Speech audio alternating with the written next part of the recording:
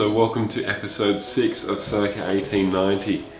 Now in this episode we're going to be bringing our attention back to the outside of the property now that we've got the bathroom framed out, the floor complete here in the kitchen, and a lot of the internal plumbing and electrical.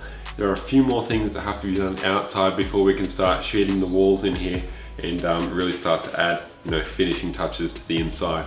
Now these things that we're going to be focusing on this episode are both the bar area, which is right to the side of me here, where that Perspex bar is, as well as over the other side, in the second half of the property, is there's currently like a cedar sliding door which is in really rough shape, and a few more Perspex windows. There's windows everywhere.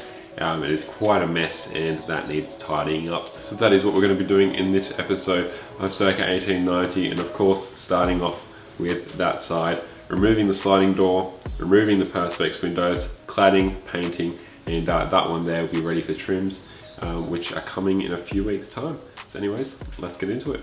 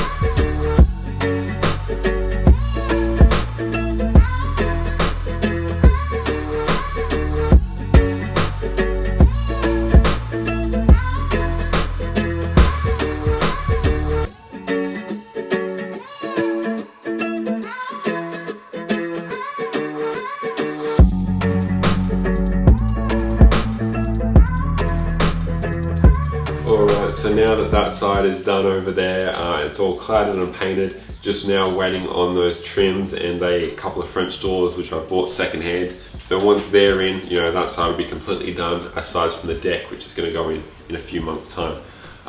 So anyways, moving on from that, we're now going to focus on the bar area, which is actually behind you guys right now. And yeah, as you would have seen in previous videos, I have started ripping it out and getting that prepared for a new window and a new door. Now the door isn't new to the property at all. It actually was the bathroom door for this side of the property when I purchased the place. And anyway, we're going to do a bit of a restoration project on that door and hopefully get it looking great as a back door to this side of the house.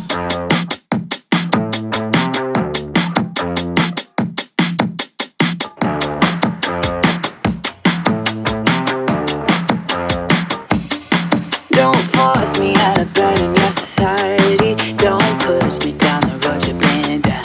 Don't try to fix my head, it's just your anxiety. Don't hush me now, cause I just wanna shout.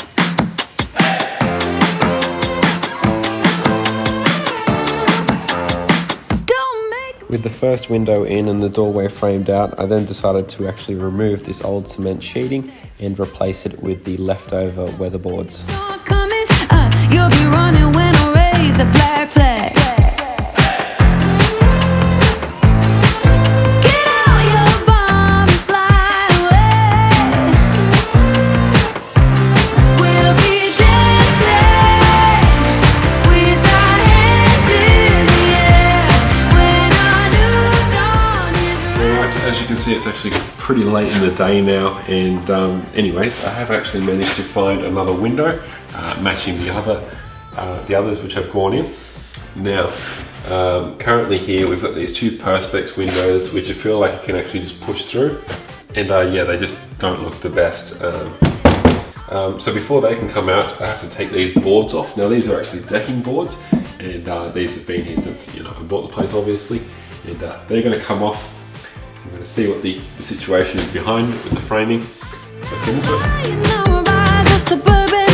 When there's a fire raging just outside our door. You talk about peace on earth and the summer of love while you're sleeping on pills through the war.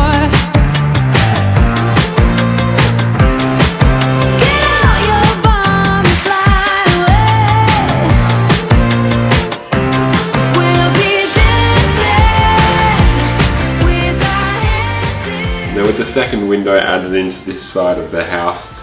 It is time to start repairing some of this cladding. Luckily the old matches with the new, and so it's quite a simple repair. There's just 3 boards that go in. So yeah, now that that is complete, we can move on to the restoration of that glass door that I mentioned earlier. So that, as I mentioned, was actually the door to the bathroom on this side of the property, if you'd even call it a bathroom. So anyway, taking that door from that bathroom, I then stripped away the paint from the glass just using acetone.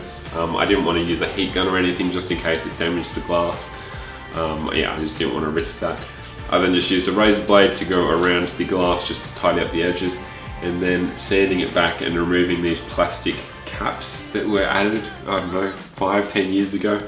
I thought they were original, but they weren't. They were just hollow plastic. It was actually quite weird. Then once the door was sanded, puttied and filled, it is then time for the undercoat.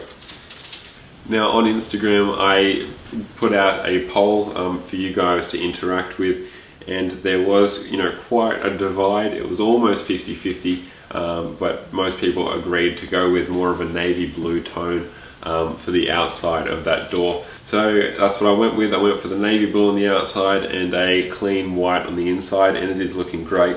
I think that is an excellent decision. Alright, so as you can see, we've got 2 windows in behind me. You can just see the door there off to the side. So this side of the house is almost done. The final touch is the custom trims I'm having made. So what I've done actually is removed a piece of architrave from around one of the doors, but I'm actually having it milled to the I guess the specifications, the dimensions of that piece I gave them, and all of the new trim work around the doors and windows that I've added in are going to match the rest of the house to the millimeter. The profile is going to look the exact same, and you know, it wasn't actually that much more than buying just standard architraves from, say, Bunnings. Now with both windows and the door in place, it is now time to start cleaning up and installing trims ready for painting.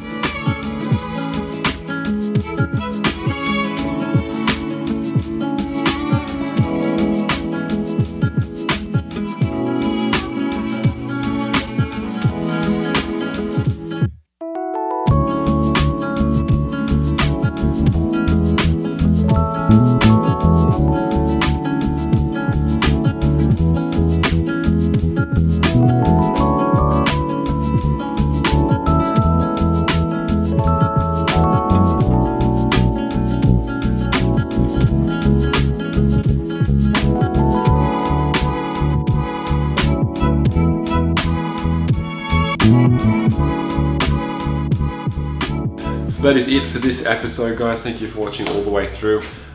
Just for next episode, it's going to be a little bit of a different one. We're currently in lockdown here in New South Wales and have been for quite a while now. So next episode is going to be all about renovating in lockdown and all the little bits and pieces I can do here and there. So with that being said, I'll see you in the next episode.